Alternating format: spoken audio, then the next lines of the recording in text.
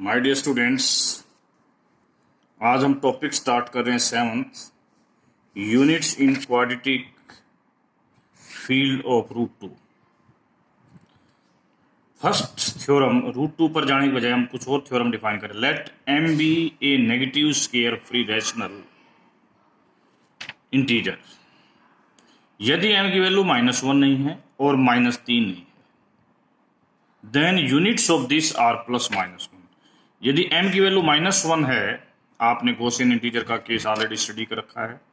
m की value -3 है तो वो केस भी आपने ऑलरेडी स्टडी कर रखा है, क्यू ओमेगा वाला। ठीक है, वो केस आपने ऑलरेडी स्टडी कर रखे।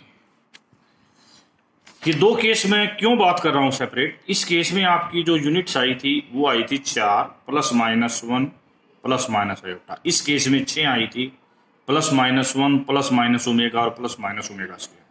यदि इसके अलावा और कोई नेगेटिव स्केयर फ्री इंटीजर होता है तो उस केस में यूनिट कितनी आएंगी, ओनली +-1। तो ये हमारा क्वेश्चन है।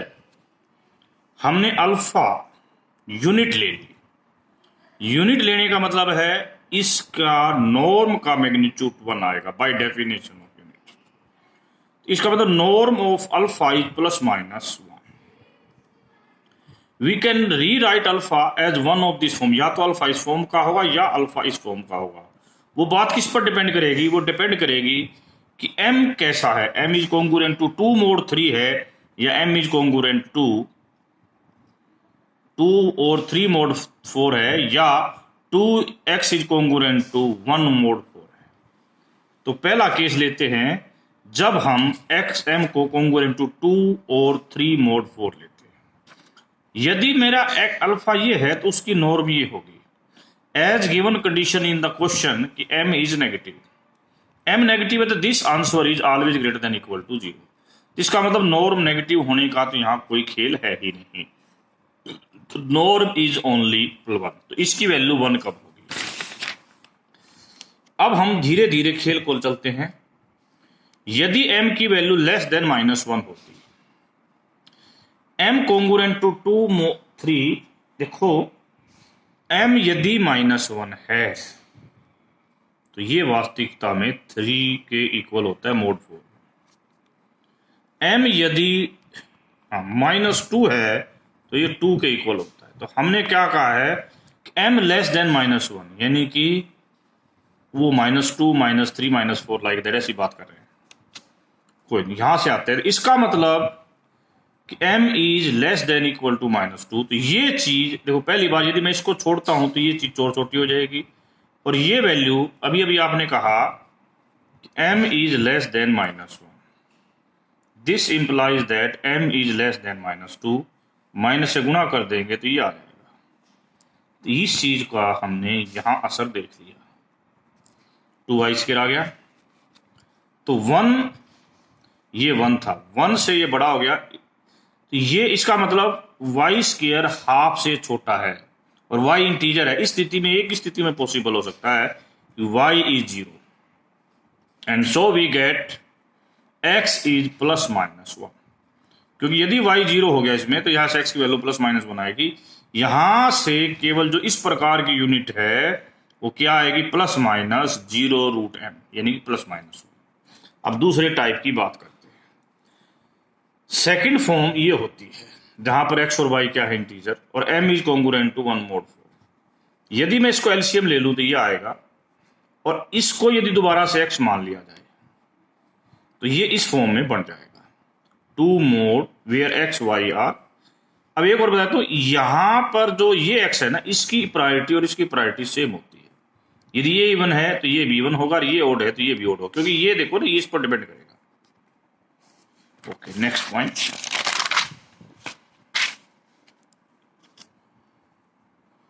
अब अल्फा हमने ये ले लिया, ये यूनिट लिए। क्यों? क्योंकि अभी आपने कहा ना ऐसी होगी, ये बात अभी अभी आपने कही है। इसका नॉर्म ये बन गया, m is negative, no problem. इसका मतलब नॉर्म जो है केवल क्या होगी, ग्रेटर देन 0, -1 नहीं हो सकती। ठीक है, only possibility bit this and this is equal to, यहां पर ये 4 आना है।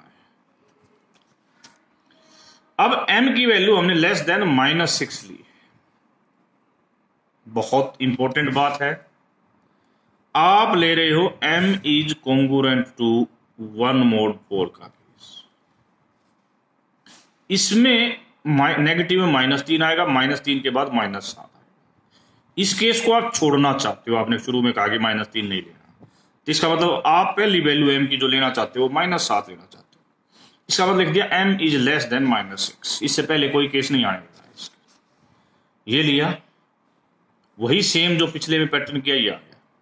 इसकी वैल्यू 4 है, तो दैट इज 2/3। तो only possibility that y is equal to 0, y equal to 0। तो ठीक है जी। अब इसका मतलब x²/4 बच गया यहाँ पर, x²/4 is equal to 1। This imply that x is equal to ±2। और यदि इसको मैं यहां रखता हूं तो वी गेट दिस। हाँ, मैंने पहले भी आपको एक बात कही थी, इनकी प्रायोरिटी सेम होनी चाहिए, सेम भी है, और ये आंसर आएगा +-1। तो इस केस में यूनिट जो बनेगी वो +-1 बनेगी। दो केस हमने छोड़े हैं, एक केस जब m इज इक्वल टू कितना हो -1, और एक m इज इक्वल टू -3। ठीक है, और m क्या है यहाँ पर स्क्वायर फ्री। क्यों? क्योंकि m इज इक्वल टू -1 इसके केस मैंने बताया था ये यूनिट्स होंगी, और ओमेगा के केस में ये यूनिट होगी, ऑलरेडी हम प्रूव कर चुके हैं। अब next, prove that the units of field this are this. और यहां से ये भी कह सकते हैं कि इसकी यूनिट इनफाइनाइट से, u यूनिट ले ली इसकी। नाउ एल्जेब्रिक इंटीजर के आर ऑफ दिस फॉर्म, ये एल्जेब्रिक इंटीजर जो है वो इस फॉर्म का होगा।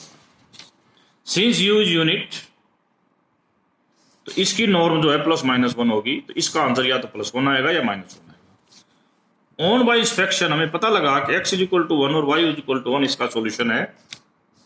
ये इसका एक सॉल्यूशन बन गया। अब दो चार चीजें हमें पता है, हमने पीछे पढ़ी। Since the product of 2 units is a unit, one thing, 2 unit की प्रोडक्ट यूनिट है, यूनिट का इनवर्स यूनिट है, और यूनिट की माइनस यूनिट है। यदि ये यूनिट है तो ये भी यूनिट्स होंगी।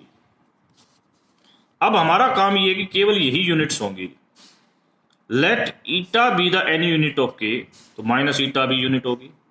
इसका मतलब यदि ईटा नेगेटिव है तो ये पॉजिटिव हो जाएगी। इसका मतलब हम ये मान सकते हैं विदाउट लॉस ऑफ जनरलिटी कि ईटा ग्रेटर देन 0 होगा। फर्दर यदि ईटा की वैल्यू 1 से छोटी है या बड़ी है, इस बात पर भी आते हैं। यदि ईटा, क्योंकि हमने ये जो यूनिट ली है ना ये अदर देन 1 है, यदि ईटा 1 से बड़ा है, नहीं तो ईटा इनवर्स 1 से बड़ा हो जाएगा। अल्टीमेटली हमने ये मान लिया without loss of generality eta is greater than 1। First of all we find all the units which are bigger than 1। हम वो यूनिट लेना चाहते हैं जो 1 से बिगर है। फर्स्टली वी प्रूव दैट इसके बीच में कोई भी यूनिट नहीं है। चलो हमने मान लिया नहीं इसके बीच में ये यूनिट है, ये यूनिट है, तो इसकी जो नॉर्म होगी इसके और इसके बीच में होगी। ठीक है, ऐसे तो नॉर्म +1 या माइनस, हमने कह दिया यहां से लेके यहां तक है इसके। अच्छा, दूसरी बात ये हमें ऊपर दिया ही हुआ, इसके हिसाब से ले लिया। अब इसके फैक्टर बना दिए। ये चीज जो है ना, लाइन ये कहती है कि this thing is greater than 1। ये चीज 1 से बड़ी है और पॉजिटिव है, तो मैं इसको इस चीज से डिवाइड करता हूं तो मेरे ये रिलेशन आ जाएगा। ये चीज 1 से बड़ी है, 1 से बड़ी चीज इससे डिवाइड करते ही ये क्या आ जाएगा, ये चीज -1 से बड़ी हो जाएगी, तो ये -1 इससे छोटा हो जाएगा, और ये चीज 1 से छोटी हो जाएगी तो 1 इससे बड़ा हो जाएगा। दिस, तो ये चीज इन दोनों के बीच में लाई करेगी। ठीक है जी, हमारे पास ये रिलेशन आ गया, इसको बोलते हैं नंबर 3। नंबर 2 और नंबर 3 को ऐड कर दिया, ये आ गया।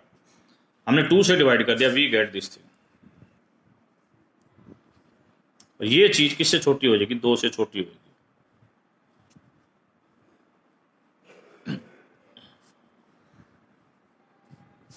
नो, ये चीज 2 से छोटी होगी। इसका मतलब केवल ये कि सॉल्यूशन बना x इज इक्वल टू 1। यदि हम इसके अंदर x की वैल्यू 1 रख देते हैं तो हमारे पास ये चीज आ जाएगी। 1 सब्ट्रैक्ट कर दे दोनों तक, ये आ गया। बड़ी ध्यान से देखना बच्चों, यहाँ बड़ी इंपॉर्टेंट चीज आ रही है। y की वैल्यू आप कुछ भी लो, 1 2 3 4, कोई वैल्यू इसको सेटिस्फाई नहीं करती, यानी कि इसके बीच में कोई इसका यूनिट नहीं पाई जाती। Just eta is any unit n greater than 1, then eta greater than क्या होगा u। यदि कोई भी और यूनिट है तो वो ग्रेटर देन 1 हो जाएगी। हमने लिया है कि ये चीज u⁴n के इक्वल, कब ये जो है मैं कह रहा हूं ये u की किसी भी पावर n के इक्वल नहीं हो सकती। चलो चेक करते हैं। देखो जैसे कि हमने बताया u ग्रेटर देन 1 है, as n tends to infinity, ये इन्फिनिटी पे जाएगा। ओके, इसका मतलब देयर एग्जिस्ट, यानी कि ये डाइवर्जेंट है, इसका मतलब there exist n such that ये ईटा इससे ये छोटा होगा और ये बड़ा होगा। u यूनिट है, इसका इनवर्स निकलेगा, दोनों तरफ u की पावर -n से गुणा कर दे, ये चीज है। दिस सिंपलाइज दैट कि ये यूनिट है, यूनिट की पावर कुछ भी करोगे, positive negative unit, product unit with unit is unit, तो ये यूनिट हो गई। तो 1 और इसके बीच में हमने कहा था कोई यूनिट लाई नहीं कर सकती। This is a contradiction. तो इसका मतलब कंट्राडिक्शन किसके साथ हुआ? इस कंसेप्ट के साथ हुआ। तो ऐसा ईटा जरूर मिलेगा u की पावर n के इक्वल होगा फॉर सम। अब आप इसका नेगेटिव लेते हो या इनवर्स लेते हो तो वो कहानी इस फॉर्म में आ जाएगी। तो इसका तो इसकी सारी यूनिट इस प्रकार की होंगी। तो ये सारा जो खेल है, ये जो सारा खेल है, ये इस पर डिपेंड करता है, ये u। यदि ये क्वेश्चन √3 का होता, क्यों √3 का, तो अल्फा आप ये मानते, ये आपकी नॉर्म होती, ये आपका n अल्फा बनता, ठीक है। अब x स्क्वायर -3 y स्क्वायर = 1, हमारे पास सॉल्यूशन क्या बनता है? x की वैल्यू 2 और y की वैल्यू 1, ये बन जाता। इस सॉल्यूशन के बेस पे आप इस क्वेश्चन को आगे सोल्व कर सकते हो, ठीक है।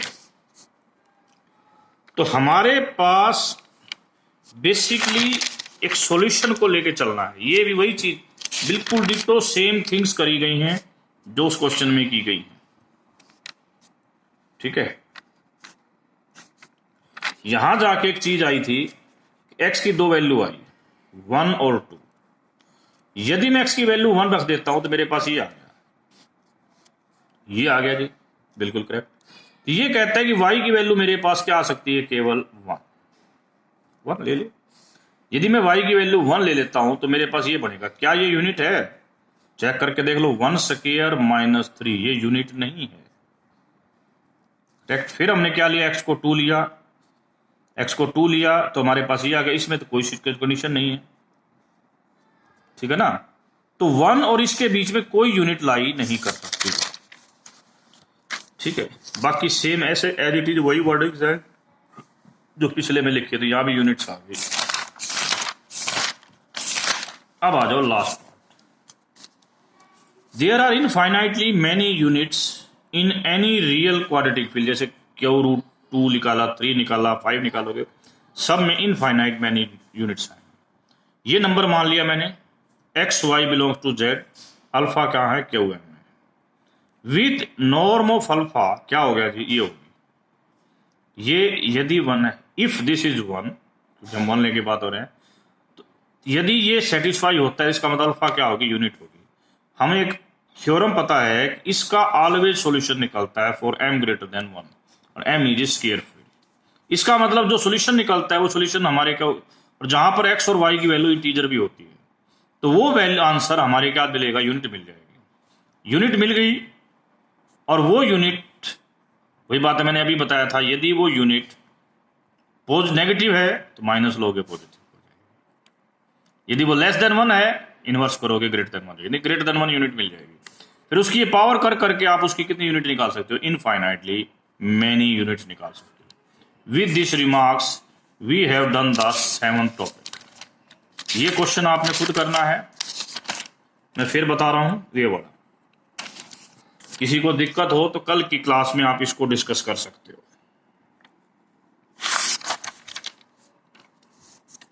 Hope in the next class we will discuss 8th topic. Thank you very much.